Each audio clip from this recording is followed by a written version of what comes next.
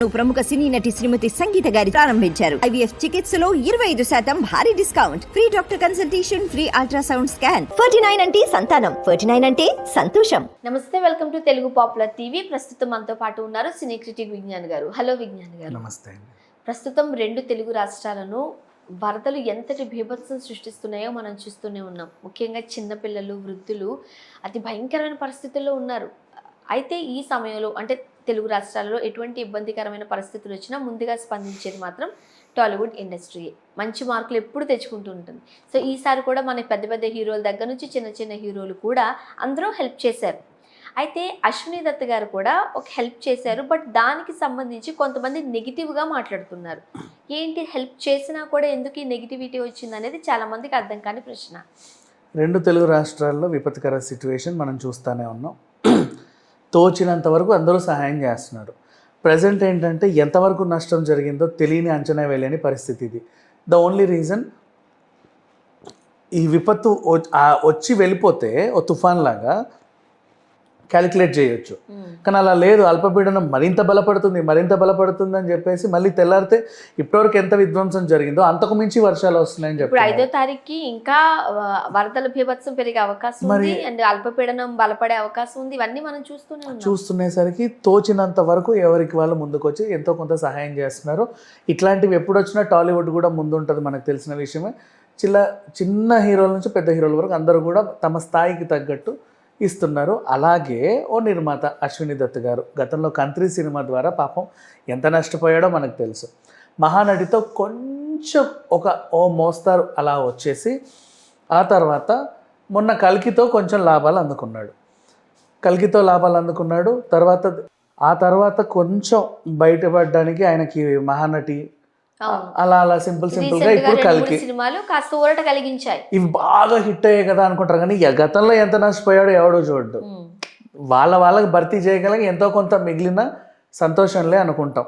ఇలాంటివి అంటే గతంలో నష్టాలు వచ్చినప్పుడు ల్యాండ్లు అమ్ముకునే వాళ్ళు, ఇల్లులు అమ్ముకునే వాళ్ళు. ఇప్పుడు అవి కొనాలన్నా కూడా ఆ రేట్లకు రావు. అవునా? ఆ రేంజ్ అంటే ఇప్పుడు 30 లక్షలకు అమ్ముకున్న ఫ్లాట్ ఇప్పుడు 30 కోట్లైనా కొనలేం మనం. అట్లాంటి పరిస్థితి. సో వాళ్ళ పరిస్థితి ఎలా ఉందో మనకు తెలియదు, కానీ అంత పడి లేచిన నిర్మాత కూడా ఓ 25 లక్షలు ఏదో దేవుడి సహాయం, నా కూతుర్లు బాగుంటారు, వాళ్ళ సినిమాలు బాగుంటాయి, నా సినిమాలు బాగుంటాయి, రాబోయే సినిమాలు బాగుంటాయి, దేవుడు చూసుకుంటాడు చల్లగా అని అమౌంట్ అనేది ఇచ్చాడు. ఇప్పుడు స్టూడెంట్ ఫెడరేషన్ ప్రెసిడెంట్, మొత్తం రాష్ట్ర విద్యార్థుల సంఘం ప్రెసిడెంట్ అంట శ్రీకాంత్ యాదవ్, ఈయన స్పందించాడు. ఏపీకి ఇచ్చాడు కరెక్టే, తెలంగాణకి ఎందుకు ఇవ్వలేదు? మీ సినిమా ఏపీఏ చూస్తుందా, తెలంగాణ చూడట్లేదా? మీ కలికి అక్కడే ఆడిందా, ఇక్కడ ఆడట్లేదా? మీరు ఇక్కడ కూడా ఇవ్వాలి కదా. ఇదిగో ఖబర్దార్, ఇవ్వలేదనుకో అన్ని స్టూడియోలు ముట్టడి చేస్తాం, అన్ని సినిమా ఆఫీసుల చుట్టూ తిరిగి ధర్నా చేస్తాం, నీ సినిమాలు ఇక్కడ ఆడిని మేము బాయ్కాట్ చేస్తాం, అసలు తరిమేస్తాం హైదరాబాద్ నుంచి. ఆ రేంజ్లో ఫైర్ అవుతున్నాడు. ఇది జరిగింది. మీరేమంటారు దానికి? నేనేం చెప్తానంటే, హైడ్రా కూల్చివేతలు జరుగుతున్నాయి కదా రీసెంట్లీ. ఎస్ఆర్ కాలేజ్ని నోటీసులు ఇచ్చి ఇది కూల్ చేస్తామని చెబితే 500 చిల్లర మంది స్టూడెంట్స్ని ఇంటికి పంపించేశారు. రేపు మాపోయి కాలేజ్ కూలిపోతుందండి, చెరువులో నిర్మించారంట, అన్ని నిర్మాణాలు ఎలా కూలుస్తున్నారో ఈ నిర్మాణం కూడా అలాగే కూలుతుంది. ఇక మీరందరూ ఇంటికి వెళ్ళి మీ భవిష్యత్తు దేవుడు ఎరుగు, పోండి రోడ్ల మీదకి అని చెప్పి వదిలేశాడు ఒక 500 మంది పిల్లల్ని. ఎస్ఆర్ కాలేజ్ కొత్తపేటలో బ్రాంచ్, జీడిమెట్ల సైడ్ అక్కడ కుత్బుల్లాపూర్ సైడ్ ఒక బ్రాంచ్ ఉంది. 500 మంది పిల్లల భవిష్యత్తు సడన్గా రోడ్డున పడింది. విద్యార్థి సంఘం అధ్యక్షుడు దీని గురించి మాట్లాడతాడా? నువ్వు దానికి ఇచ్చావు, దీనికి ఎందుకు ఇవ్వలేదు? అశ్విని దత్ గురించి మాట్లాడతాడా? ప్రజెంట్ సిచ్యువేషన్ స్టూడెంట్స్ కోసం 500 మంది పిల్లలు. ఇప్పుడు అశ్విని దత్ స్టూడెంట్కి సంబంధంలా ఆ రాష్ట్రానికి ఇచ్చాడు, ఈ రాష్ట్రానికి ఇవ్వలేదు అనేది ఈయన వాదన. ఇప్పుడు నిజంగా ఈ పిల్లల గురించి మాట్లాడితే అబ్బా ఎంత మంచి నాయకుడు దొరికాడే విద్యార్థుల సంఘానికి అనుకునేవాళ్ళు. ఇప్పుడు ఇక్కడ ఈయన ప్లే చేసిన దాంట్లో ఏమైనా లాజిక్ ఉందా మాట్లాడదాం. First logic number 1, Ashwini Dutt పుట్టింది విజయవాడలో. ఆయన పుట్టిన ఊరు మునిగిపోయింది అని చెప్పేసి అంటే ఆయన ఆస్తులు కూడా మునిగిపోతాయి, ఆయనతో పాటు వాళ్ళ స్నేహితుల ఆస్తులు మునిగిపోతాయి. వాళ్ళకి సంబంధించి చిన్నప్పటి నుంచి చూసిన కొంచెం వాళ్ళ ఇళ్ళలో పనిచేసిన వాళ్ళు, లేకపోతే అక్కడిక్కడ పనిచించిన వాళ్ళు ఉంటారు కదా, జాలర్లో ఎవరో ఒకరు, వాళ్ళ ఇల్లు మొత్తం కొట్టుకుపోయాయని తెలిసి తన వంతు సహాయం చేశాడు పుట్టినూరుకి.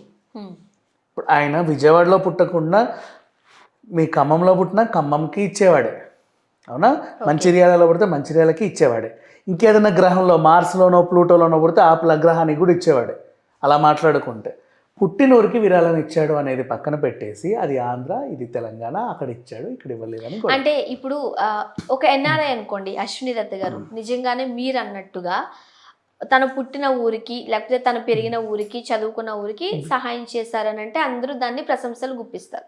కానీ సినిమా వాళ్ళు వచ్చేసరికి అంటే ఇప్పుడు విరాళం అనేది ఎవరి ఇష్టం, దాన్ని ఎవరు మనం క్వశ్చన్ చేయడానికి లేదు, కానీ జస్ట్ మాట్లాడుకోవడానికి.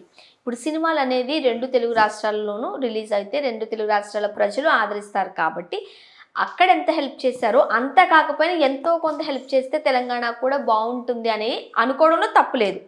ఇక ఇవ్వడం అంటారా మీ ఇష్టం. నెక్స్ట్ అంటే నాకైతే అనుకోవడంలో తప్పు లేదు, కానీ ఇస్తావా ఏవా ఏ అని చెప్పి ఇంటి మీదకి వచ్చి గొడవ చేస్తా, స్టూడియోలో ముందు ధర్నా చేస్తావా? అది కరెక్ట్. నువ్వెంత, నీ బతుకు ఎంత, ఎవడివి నువ్వు అసలు? నువ్వెవడు?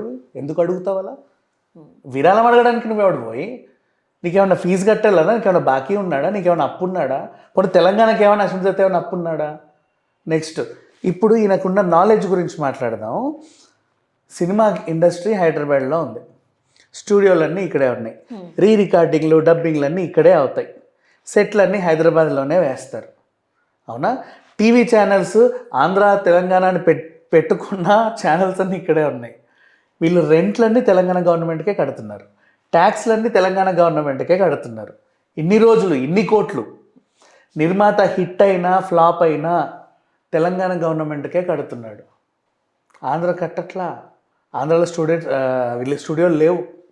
ఇంకా ఒకప్పుడు పాలకొల్లు, రాజోలు, కోనసీమ, సింగరాయకొండ, అక్కడ ఇక్కడ ఎక్కడ పడితే అక్కడ షూటింగ్లు అయ్యేవి. ఇప్పుడు ఆ షూటింగ్లు కూడా అవ్వట్లా, చెప్పాలంటే అవి కూడా అవ్వట్లా. ఏదో దేవుడి దేవల్ల ఉప్పైన ఒకటి అయ్యింది కొంచెం అంతే ఆ కాకినాడ దగ్గర. ఇంకేం లేవు మా సినిమాలు. ఎప్పుడన్నా మన పెద్ద వంశీ గారు తీస్తే గోదావరి పరిసరాల్లో ఒకటో రెండో, దట్స్ ఆల్. అసలు ఇప్పటివరకు ఒక్క సినిమాలు, పాలకొల్లు పరిసరాల్లో సినిమా షూటింగ్ అంటారు, రాజోలు నడిగుడి జంక్షన్లో సినిమా అంటారు. అసలు ఏవి ఇవన్నీ? ఒక దగ్గర సినిమా షూటింగ్ లేవు, జరగట్లా. ఇది పరిస్థితి. అంటే దేనికి ఆంధ్రాని పట్టించుకోవట్లా.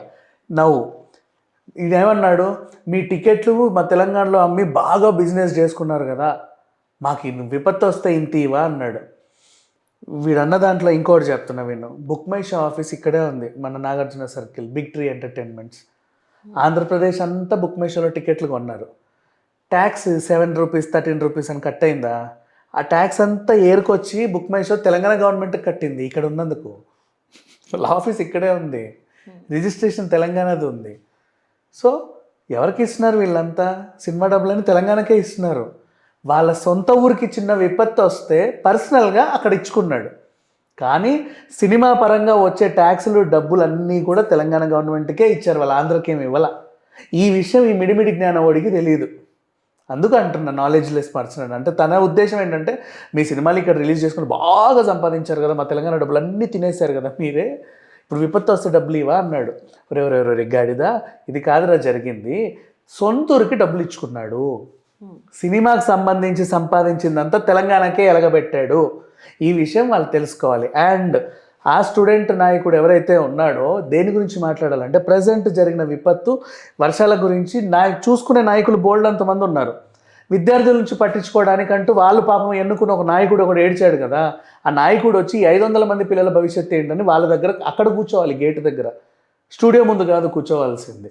ఇది అందుకని నాకు మండింది. అండ్ హీరోలందరూ కూడా విరాళాలు ఇస్తున్నారు, ఎవరి స్తోమత వాళ్ళది, ఎంత ఇవ్వాలో నువ్వే చెప్తావు. ఇంత ఇచ్చారు అని మాట్లాడుకోవడానికి కూడా కరెక్ట్ కూడా కాదు. ఆయన అంత ఇచ్చాడు, నువ్వెందుకు ఇంత ఇవ్వలేదు? ఎవరి స్తోమత వాళ్ళది. చిరంజీవి గారు, బాలకృష్ణ గారు, జూనియర్ ఎన్టీఆర్ గారు, మహేష్ బాబు గారు అందరూ కూడా 50 లక్షలు ఇచ్చారు. సిద్ధు జొన్నలగడ్డ గారు, నువ్వు 10 రూపాయలు దానం చేసావు, నేను 5 రూపాయలే ఇచ్చా. అడుక్కు తినేది వచ్చి నన్ను గల్లబట్టుకొని ఆమె 10 ఇచ్చినప్పుడు నువ్వు ఎందుకు ఇవ్వలేదు? కరెక్ట్. అండ్ సందీప్ కిషన్ గారు మొత్తం టీం అంతా విజయవాడ పంపించి హెల్ప్ చేపిస్తున్నారు. వాళ్ళ హోటల్స్ నుంచి కూడా ఫుడ్ అందిస్తున్నావు అని కూడా చాలా క్లియర్ గా చెప్పారు, చేస్తున్నారు కూడా. ఎగ్జాక్ట్లీ. తోచినంత హోటల్స్ ఉన్న వాళ్ళు ఫుడ్ పెడుతున్నారు, ఇంకా మెడికల్ షాప్స్ ఉన్న వాళ్ళు మందులు ఇస్తున్నారు, ఎవరికి తోచింది వాళ్ళు చేస్తున్నారు. మా ఇంకా దాంట్లో ఇంకేం చేయాలి? యాక్చువల్గా విరాళాలు అనేవి మనం అప్రిషియేట్ చేయడానికి అలా మాట్లాడుకోలేము తప్ప ఇంత ఇవ్వండి అంత ఇవ్వలేదు డిమాండ్ అదేమైనా కరెక్ట్ కాదు. అదేమైనా డిమాండా? మళ్ళీ దీనికి నువ్వు విరాళం ఇవ్వకపోతే స్టూడియోలు ముట్టడి చేస్తావంట, ఆయన ఆఫీస్ మూసేస్తాడంట, ఆయన సినిమాని ఇక్కడ బాయ్కట్ చేస్తాడు.